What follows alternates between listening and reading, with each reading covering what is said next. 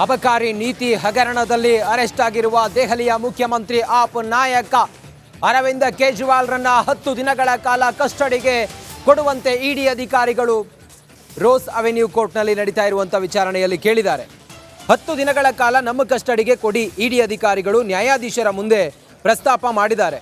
Rose avenue ಕೋರ್ಟ್ನಲ್ಲಿ ಕೇಜ್ರಿ ವಿಚಾರಣೆ ನಡೀತಾ ಇದೆ. ಹಗರಣದಲ್ಲಿ ಕೇಜ್ರಿವಾಲ್ ಕಿಂಗ್ ಪಿನ್ ಅಂತೇಳಿ ವಾದವನ್ನು ಮಾಡಿದ್ದಾರೆ. ಕೇಜ್ರಿವಾಲ್ ನೇರವಾಗಿ ಈ ಹಗರಣದಲ್ಲಿ ಭಾಗಿಯಾಗಿದ್ದಾರೆ. ಅವರ ಕ್ಯಾಬಿನೆಟ್ನ ಮನೀಶ್ ಸಿಸೋಡಿಯಾ ಜೊತೆ ಇವರು ಸಂಪರ್ಕದಲ್ಲಿದ್ದರು. ಕೆ ಕವಿತಾ 300 ಕೋಟಿ ಆಪ್ ಪಕ್ಷಕ್ಕೆ ಕೊಟ್ಟಿದ್ದಾರೆ. ಇವರಿಗೆ ಫೇವರ್ ಮಾಡಿದ್ದಾರೆ ಅರವಿಂದ ಕೇಜ್ರಿವಾಲ್ ಮತ್ತು ಅವ್ರ ಜೊತೆಯಲ್ಲಿ ಯಾರ್ಯಾರು ಅರೆಸ್ಟ್ ಆಗಿದ್ದಾರೆ ಇವರೆಲ್ಲರೂ ಅನ್ನೋದು ಇಡಿ ಅಧಿಕಾರಿಗಳ ಆರೋಪ ಆಗಿದೆ, ವಾದ ಆಗಿದೆ. ಈ ಪ್ರಕರಣದಲ್ಲಿ ಪ್ರಮುಖ ಆರೋಪಿಯಾಗಿರುವಂಥ ಅರವಿಂದ ಕೇಜ್ರಿವಾಲ್ ಅವರನ್ನ ನಿನ್ನೆ ರಾತ್ರಿ ಅರೆಸ್ಟ್ ಮಾಡಿದ್ರು ಇಡಿ ಅಧಿಕಾರಿಗಳ ತಂಡ. ಇವತ್ತು ರೋಸ್ ಅವೆನ್ಯೂ ಕೋರ್ಟ್ ಮುಂದೆ ಅವರನ್ನು ಪ್ರೊಡ್ಯೂಸ್ ಮಾಡಿದ್ದಾರೆ.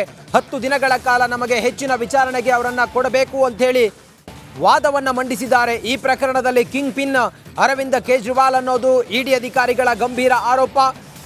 ನೇರವಾಗಿ ಈ ಹಗರಣದಲ್ಲಿ ಕೇಜ್ರಿವಾಲ್ ಭಾಗಿಯಾಗಿದ್ದಾರೆ ಅನ್ನೋದ್ರ ಕುರಿತಾಗಿಯೂ ಕೂಡ ವಾದವನ್ನು ಮಂಡಿಸಿದ್ದಾರೆ. ಅಬಕಾರಿ ಹಗರಣದ ಕಿಂಗ್ ಪಿನ್ ಕೇಜ್ರಿವಾಲ್.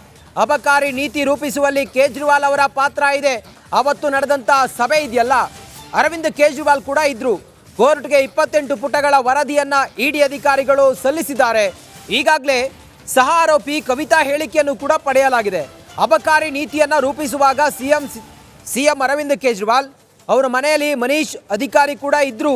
ಆರೋಪಿ ಅಧಿಕಾರಿ ವಿಜಯ್ ನಾಯರ್ ಸಿಎಂಗಾಗಿ ಕೆಲಸ ಮಾಡ್ತಾ ಇದ್ರು ಅನ್ನೋದನ್ನ ಇಲ್ಲಿ ಇಡಿ ಅಧಿಕಾರಿಗಳು ಸಲ್ಲಿಸಿರುವಂಥ ವರದಿಯಲ್ಲಿ ಹೇಳಿದ್ದಾರೆ. ಸೌತ್ ಗ್ರೂಪ್ನ ಮಧ್ಯವರ್ತಿಯಾಗಿ ವಿಜಯ್ ನಾಯರ್ ಕೆಲಸ ಮಾಡ್ತಾ ಇದ್ರು. ಸೌತ್ ಗ್ರೂಪ್ನಿಂದ ಕಿಕ್ ಬ್ಯಾಕ್ ಕೇಳಿರೋ ಸಿಎಂ ಅಂತೇಳಿ ಇಡಿ ಅಧಿಕಾರಿಗಳು ಹೇಳಿದ್ದಾರೆ. ಕಿಕ್ ಬ್ಯಾಕ್ ಕೇಳಿರೋದು ಹಲವರ ಹೇಳಿಕೆಯಿಂದ ಸಾಬೀತಾಗಿದೆ. ಇದೆಲ್ಲವೂ ಕೂಡ ಇಡಿ ಅಧಿಕಾರಿಗಳು ನ್ಯಾಯಾಧೀಶರ ಮುಂದೆ ಮಾಡ್ತಾ ಇರುವಂಥ ವಾದ. ಇನ್ನಷ್ಟು ಮಾಹಿತಿಯೊಂದಿಗೆ ನಮ್ಮ senior reporter anchor Nagendra Babu ಈಗ ದೆಹಲಿಯಲ್ಲೇ ಇದ್ದು ಕ್ಷಣ ಕ್ಷಣದ ಮಾಹಿತಿಯನ್ನು ಕೊಡ್ತಾ ಇದ್ದಾರೆ. ನಾಗೇಂದ್ರ ಬಾಬು, ಈಗ ಕೋರ್ಟ್ನಲ್ಲಿ ವಾದ ಪ್ರತಿವಾದ ನಡೀತಾ ಇದೆ. ಇಡಿ ಅಧಿಕಾರಿಗಳ ವಾದ ಏನು ಹೇಳ್ತಾ ಇದ್ದಾರೆ? ರಂಜಿತ್, ಈಗ ಇರುವಂಥ ಈ ಕ್ಷಣದ ಅಪ್ಡೇಟ್, ಸಿಎಂ ಕೇಜ್ರಿವಾಲ್ ಅವರ ಪರ ವಕೀಲರಾಗಿರುವಂತಹ ಅಭಿಷೇಕ್ ಮನು ಸಿಂಘ್ವಿ ಅವರು ತಮ್ಮ ವಾದವನ್ನು ಮಂಡಿಸೋದಕ್ಕೆ ಆರಂಭ ಮಾಡಿದ್ದಾರೆ. ಇಷ್ಟೊತ್ತರೆಗೂ ಕೂಡ ಕಳೆದ ಸುಮಾರು ಅರ್ಧ ಗಂಟೆಯಿಂದ ಸಾಲಿಸಿಟರಿ ಜನರಲ್ ಆಗಿರುವಂತಹ ರಾಜು ಅವರು ತಮ್ಮ ವಾದವನ್ನು ಮಂಡಿಸಿದರು. ಇಡಿ ಸಲ್ಲಿಸಿರುವಂಥ ರಿಮ್ಯಾಂಡ್ ಕಾಪಿಯಲ್ಲಿ ಏನೆಲ್ಲ ಅಂಶಗಳಿತ್ತು, ಸುಮಾರು 14 ಪುಟಗಳ ರಿಮ್ಯಾಂಡ್ ಕಾಪಿಯನ್ನು ಇಷ್ಟೊತ್ತರೆಗೂ ಕೂಡ ಅವರು ಓದಿ ತಿಳಿಸಿದ್ದಾರೆ. ಆ ರಿಮ್ಯಾಂಡ್ ಕಾಪಿಯಲ್ಲಿ ಪ್ರಮುಖವಾಗಿ ಇಲ್ಲಿಯವರೆಗೂ ಕೂಡ ಇಡಿ ಅಧಿಕಾರಿಗಳು ತನಿಖೆಯನ್ನು ನಡೆಸಿದ್ದು, ತನಿಖೆಯ ಹಾದಿ, ತನಿಖೆಯಲ್ಲಿ ಏನೆಲ್ಲ ಪತ್ತೆ ಆಗಿತ್ತು, ಇದೆಲ್ಲದರ ಬಗ್ಗೆ ಕೂಡ ಅವರು ಸವಿಸ್ತಾರವಾಗಿ ನ್ಯಾಯಾಧೀಶರ ಮುಂದೆ ಪ್ರಸ್ತಾಪ ಮಾಡುವಂಥ ಕೆಲಸವನ್ನು ಮಾಡಿದ್ದಾರೆ. ಸೌತ್ ಗ್ರೂಪ್ನಿಂದ 300 ಕೋಟಿ ರೂಪಾಯಿ ಸಂದಾಯ ಆಗಿದೆ ಆಮ್ ಆದ್ಮಿ ಪಕ್ಷಕ್ಕೆ. ಅದರಲ್ಲಿ ಕೆಲ 45 ಕೋಟಿ ರೂಪಾಯಿ ಗೋವಾಗೆ ಎಲೆಕ್ಷನ್ ಆದಂಥ ಸಂದರ್ಭದಲ್ಲಿ ಅದನ್ನು ಬಳಕೆ ಮಾಡಿಕೊಳ್ಳಲಾಗಿದೆ ಅನ್ನುವ ಗಂಭೀರವಾದಂಥ ಆರೋಪಗಳು ಕೇಳಿಬಂದಿತ್ತು. ನೋಡಿ, PMLA act, prevention of money laundering ಆ್ಯಕ್ಟ್ನ ಅಡಿಯಲ್ಲಿ ಈ ಒಂದು ಪ್ರಕರಣವನ್ನು ದಾಖಲು ಮಾಡಲಾಗಿತ್ತು.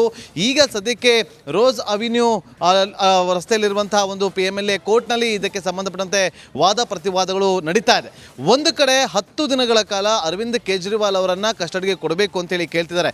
ಪ್ರಮುಖವಾದಂಥ ಕಾರಣ ಇಲ್ಲಿ ಕಿಕ್ ಬ್ಯಾಕ್ ಪಡೆದುಕೊಂಡಿರುವಂತಹ ಆರೋಪ, ಜೊತೆಗೆ ಮನಿ ಲಾಂಡ್ರಿಂಗ್ ಆಗಿರುವಂಥ ಆರೋಪ, ಜೊತೆಗೆ 9 ಸಮನ್ಸ್ಗಳನ್ನು ಕೊಟ್ಟಿದ್ರು ಕೂಡ ಕೇಜ್ರಿವಾಲ್ ಅವರು ಅದು ಕಾನೂನು ಬಾಹಿರವಾಗಿದೆ ಅಂತೇಳಿ ಅದಕ್ಕೆ ಸಂಬಂಧಿತವಾದಂಥ ಉತ್ತರವನ್ನು ಕೊಡದೇ ಇದ್ದಿದ್ದು, ವಿಚಾರಣೆಗೆ ಹಾಜರಾಗಿದ್ದು, ಆಗದೇ ಇದ್ದಿದ್ದು, ಇಲ್ಲಿ ಪ್ರಮುಖವಾದಂಥ 3 ಅಂಶಗಳನ್ನು ಎತ್ತಿ ಹಿಡಿದಿದ್ದಾರೆ ಅಡಿಷನಲ್ ಸಾಲಿಸಿಟರಿ ಜನರಲ್ ಆಗಿರುವಂಥ ರಾಜು ಅವರು. ಸೊ 10 ದಿನಗಳ ಕಾಲ ಕಸ್ಟಡಿಗೆ ಕೊಡಬೇಕು, ನಾವು ಇನ್ನೂ ಒಂದಷ್ಟು ಮಾಹಿತಿಯನ್ನು ಕಲೆ ಹಾಕಬೇಕು, ಪಕ್ಷದಲ್ಲಿ ಏನೆಲ್ಲ ಆಗ್ತಾ ಇದೆ ಅನ್ನೋದನ್ನು ಮುಖ್ಯಸ್ಥರಿಗೆ ಚೆನ್ನಾಗಿ ಗೊತ್ತಿರುತ್ತೆ ಅಂತೇಳಿ. ನೋಡಿ ರಂಜಿತ್, ಈಗ ನಾನು ತೋರಿಸ್ತೀನಿ ದೃಶ್ಯಾವಳಿಯಲ್ಲಿ, ಇಲ್ಲಿ ಪ್ರಮುಖವಾಗಿ ಸುತ್ತಲೂ ಕೂಡ ಕೋರ್ಟ್ನ ಮುಂಭಾಗದಲ್ಲಿ ಕಟ್ಟುನಿಟ್ಟಿನ ಬಂದೋಬಸ್ತನ್ನು ಕೂಡ ಮಾಡಿಕೊಳ್ಳಲಾಗಿದೆ. ಕಂಪ್ಲೀಟ್ ರೋಡನ್ನು ಬ್ಲಾಕ್ ಮಾಡಲಾಗಿದೆ.